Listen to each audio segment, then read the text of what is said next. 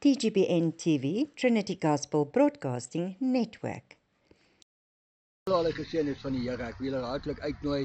Ek is Pastor Norman van Sail, ek is van FTHL Ministries.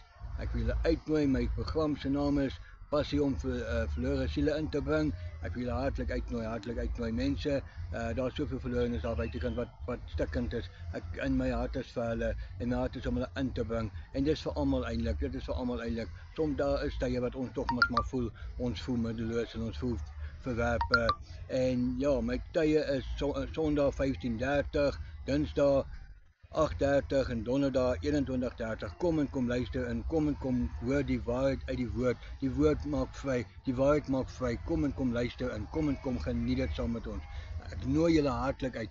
Kom ontvang uit die woord van Jesus Christus, uit die woord alleenlik uit die woord. Niks anders as uit die woord nie. Kom geniet dit saam. Kom ontvang. Kom vry in die naam van Jesus.